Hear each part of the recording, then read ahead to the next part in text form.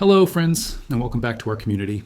I need you to stop whatever you're doing right now. If you're distracted, put everything else aside for just 20 minutes.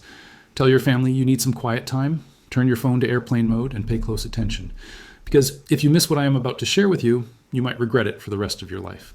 We are staring at a financial event so massive that the biggest banks in America are facing a potential $390 billion loss. You heard me right. If the price of silver hits just $100, these institutions are looking at total bankruptcy. They are panicked, they are scrambling, and they are terrified because the math simply does not add up for them anymore. This is not just a market correction. This is a survival crisis for the global banking system. Ladies and gentlemen, something historic has just happened. Ideally, this should be front page news, but of course, nobody's talking about it. For the first time since the mid-1990s, central banks around the world now hold more gold in their reserves than United States Treasury debt. And let me repeat that so it sinks in. Central banks now hold more gold than United States dollars, more gold than United States bonds, and more gold than American debt. This is a crossing of the Rubicon. This is the definitive moment when the global reserve currency, the United States dollar, officially lost its monopoly. It is the moment the world looked at us and said, "We do not trust you anymore." If you do not understand the implications of this shift, you are about to get a very expensive education. So please, listen closely as I explain exactly what happened and why. It means silver is about to explode to levels most people think are impossible. We have to start with the gold story because it is the foundation of everything else.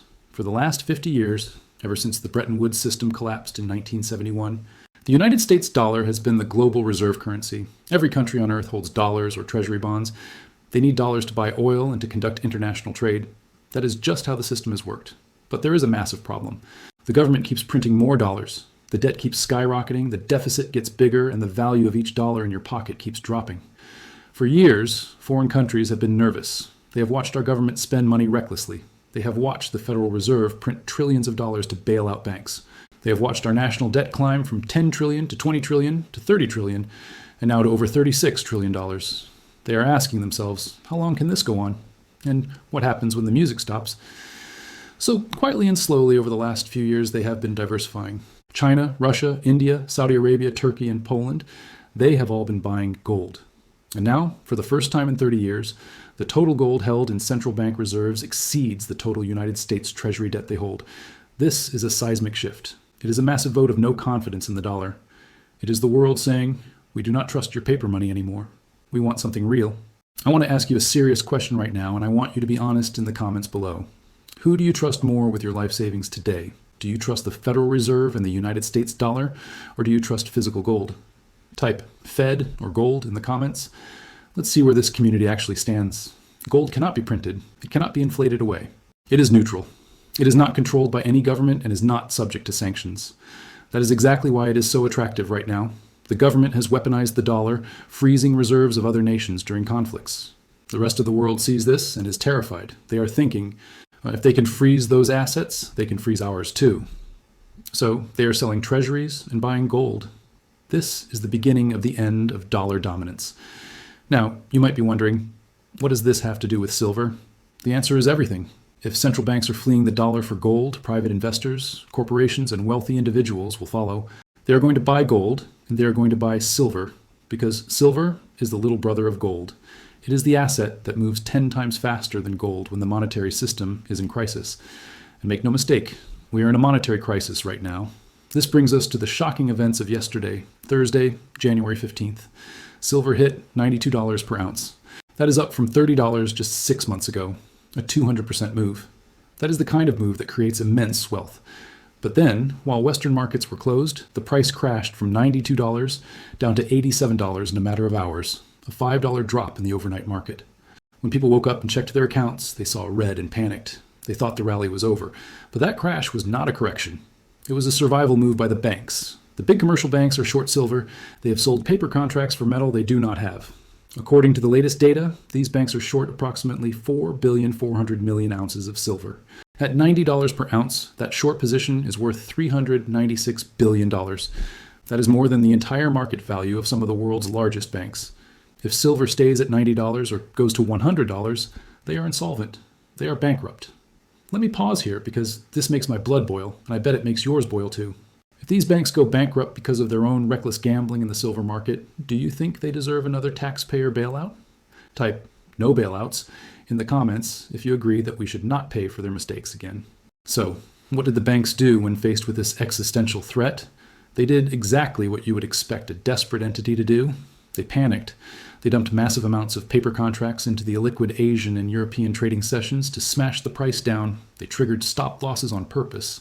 They forced margin calls on leverage traders. They created fear and panic to buy themselves a little bit more time. But here's the key thing you must understand. They did not fix the problem. They just delayed the inevitable because the fundamentals remain exactly the same. The physical shortage is still real, industrial demand is exploding, and the vaults are empty. When the price breaks through $95 and heads toward $100, the banks will be in even deeper trouble because they just showed their hand. They proved they are desperate. Let me show you the proof that the physical shortage is real. While the paper price dropped from $92 to $87, something very interesting happened in the physical market. The lease rates went vertical. For those who do not know, when someone wants to borrow physical silver for industrial use or to cover a short position, they have to pay a fee called a lease rate. In a normal market, this rate is very low, maybe 0.5% or 1% per year, because usually there is plenty of metal to borrow. But right now, lease rates are spiking to 5%, 10%, even 15%. Some reports show rates as high as 20% in certain markets. Why? Because there is no metal available. The vaults are dry. People are willing to pay 20% just to get their hands on silver for a few months. This is called backwardation, and it is a massive red flag, screaming that there is a shortage. This proves that the drop in the paper price is a lie. While the banks were crashing the paper price to make it look like the rally was over, the physical market was screaming that they desperately needed metal. Now, look at what happened in Shanghai. Yesterday, the Shanghai Futures Exchange announced they are slashing the maximum position size for silver contracts from 7,000 lots down to 3,000 lots. That is a 57% reduction. Why would an exchange suddenly cut position limits in half? Because they are running out of physical metal to deliver. They are terrified they cannot fulfill their obligations, so they are forcing traders to reduce their bets. This is a soft force majeure. It is the exchange admitting they cannot handle the volume. Since Shanghai is the largest physical silver exchange where the real price is set, this confirms the global market is running on fumes. I also want to address the elephant in the room regarding rumors about Rick Rule. Yesterday, people were panicking, saying one of the most respected investors in precious metals sold all his silver. Let me give you the truth. Rick Rule did not sell all his silver. He sold 80% of his physical position to take profits. He recovered his initial investment and taxes. And now he is riding the remaining 20% on house money. More importantly, he used that money to buy more silver mining stocks. He is moving into higher leverage plays because he believes if silver goes to $150, miners could go up 300 or 500%. He is not bearish. He is simply managing risk like a smart investor. Now, let me tell you about the most insane forecast I have heard in a long time. VanEck, a major asset management firm, just released an updated forecast using the Jim Sinclair model. This model calculates the fair value of gold by dividing the total money supply by the amount of gold held in reserves. In 2007, this model predicted gold would rise significantly, and it did. Now, in 2026, with the money supply in the United States over $21 trillion, the model is forecasting gold at $184,000 per ounce. Let me say that again, $184,000. I'm not saying gold will hit that number next month, but the math is there. If the dollar loses its reserve status and central banks have to back their currencies with gold, that number is actually conservative. And if gold goes to $184,000, where does silver go? Historically, at a 15-to-1 ratio, silver would be over $12,000 per ounce. Even at a conservative 60-to-1 ratio, silver would be $3,000 per ounce. So when I say silver is going to $300 or $500, I'm being extremely conservative. Let's bring this all together so you can see the big picture. Central banks are fleeing the dollar. Banks are short over 4 billion ounces of silver and facing huge losses. Shanghai is cutting position limits because they are out of metal. Lease rates are spiking. All these data points tell you the same thing. The system is breaking. Hard assets like gold and silver are the only safe haven. So, what should you do? If you own physical silver, hold it. Do not sell just because the price dipped to $87. Do not sell because of rumors or because some talking head on television says the rally is over. You hold because the fundamentals are screaming that the end game is here. The price is going to levels most people cannot imagine. If you own paper silver, you need to be very careful. When the system breaks, you might get settled in cash at $87, while the real physical metal trades at $200. If you do not own any silver, you need to buy now. Not next week, not when the price dips again. The window is closing. Dealers are running out of inventory, mints are backed up, and premiums are exploding. If you wait, you might not be able to get any metal at any price. The dip to $87 was not driven by market fundamentals. It was driven by manipulation to save the banks from bankruptcy. But they did not solve the underlying problem. The physical shortage is still there. The price will recover, and when it does, it is going to blow through $92 and head straight for $100.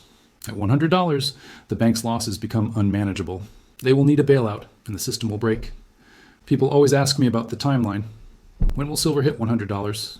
I do not know the exact date, but we are very, very close. The signs are everywhere. My guess is we have weeks, maybe a few months, but certainly not years. The pressure is too high. If you are waiting for the perfect time to buy, the perfect time is now. By the time it is obvious to everyone else, it will be too late. The metal will be gone, and the price will be $200. One final thought. The reason the banks are so desperate is that they know what is coming. They know the physical market is going to overwhelm the paper market. When your opponent is terrified and making desperate moves, that is not the time to fold. That is the time to press your advantage. Look them in the eye and say, I am not selling. Do not let them shake you out with a $5 dip. Trust the fundamentals. However, there is an even darker chapter to this story that we absolutely must discuss before I let you go. It is not just about the banks going bankrupt. It is about the specific mechanism they will use to try and save themselves, and how the mechanism puts every single dollar you have in the bank at immediate risk. You see, most people believe that if their bank fails, the government will simply write a check and bail them out, just like they did in 2008. But the rules have changed. The game is rigged differently now. Under the Dodd-Frank Act and similar laws passed in Europe and Canada, the new protocol is not a bailout, it is a bail-in. This means that instead of using taxpayer money to save a failing bank, the bank is legally authorized to use the money of its own depositors and unsecured creditors to recapitalize itself. When you deposit money into a bank, you probably think that money still belongs to you. But legally, you are an unsecured creditor to that bank. You have loaned them your money, and if they go insolvent, you are last in line to get paid. If silver hits $100 and these massive short positions blow up the bank's balance sheets, they are not just going to close their doors. They are going to freeze your accounts. They are going to convert your savings into worthless bank equity to fill the black hole in their ledgers. This is not a conspiracy theory. It is written into the banking laws right now. They call it stabilizing the financial system, but what it really means is confiscating your wealth to pay for their gambling losses. I'm curious, did you know about these bail-in laws before watching this video? Or is this the first time you're hearing that your deposits could be seized? Let me know in the comments, because this is something the mainstream media refuses to cover. And do not think for a second that the FDIC is going to save everyone. The FDIC insurance fund has enough money to cover only a tiny fraction of total insured deposits, pennies on the dollar. If one or two small banks fail, the system works. But if we see a systemic collapse caused by a $390 billion loss in the derivatives market, the insurance fund will be wiped out in an hour. This is why owning physical silver is not just an investment strategy. It is a defensive shield. Physical silver in your possession has no counterparty risk. It is not a liability on someone else's balance sheet. It cannot be bailed in, it cannot be frozen, and it cannot be hacked. It is the only asset that is truly yours. Furthermore, we need to talk about what comes after the collapse. The government knows the banking system is fragile. They know the dollar is losing its dominance. Their solution is not to return to sound money like gold or silver. Their solution is total control through Central Bank Digital Currencies, or CBDCs. They want to move us into a fully digital system where every transaction is tracked, monitored, and approved by the state. If the current banking system implodes, they will present the digital dollar as the savior. They will say it is safe, instant, and secure. But it is a trap. A programmable currency allows them to dictate where, when, and how you spend your money. They could put expiration dates on your funds to force you to spend. They could turn off your ability to buy certain goods if they do not like your carbon footprint or your political views. This is the line in the sand, folks. When they try to force this digital dollar on us, will you comply? I want to see a wall of "I will not comply" in the comments section today if you stand for financial freedom. This is the ultimate reason why they hate gold and silver. Precious metals represent financial privacy and personal liberty. They are the antidote to the surveillance state. By holding silver, you're not just betting on a price increase, you are voting for freedom. You are opting out of a rigged digital system that is designed to strip you of your autonomy. This is why the price is being suppressed. They need you to lose faith in real money so you will accept their digital counterfeit. But the sheer demand for physical metal shows that people are waking up. The dam is breaking. The lease rates, the Shanghai limits, the central bank buying, it is all evidence that the market is rejecting the paper illusions and demanding reality. So when I tell you to hold your silver, understand the gravity of your position. You are holding the keys to your own financial sovereignty. We are witnessing the end of a 50-year experiment in fiat currency, and the transition will be chaotic. The banks will try every trick in the book to separate you from your metal. They will crash the price, they will spread rumors, and they will likely threaten to confiscate or regulate sales. But you must stand firm. The history of money is on your side. For 5,000 years, gold and silver have survived every empire, every war, and every currency collapse. They will survive this too. The greatest transfer of wealth in history is underway, and by holding silver, you are positioning yourself on the winning side of history. The central banks buying gold proves it, the Shanghai limits prove it, the spiking lease rates prove it, the $396 billion loss the banks are facing proves it. The end game is here. Hold the line, do not panic, and get ready for the ride of your life. Thank you for being part of this community. Remember to stay informed, protect your wealth, and never surrender your freedom. We will talk again soon.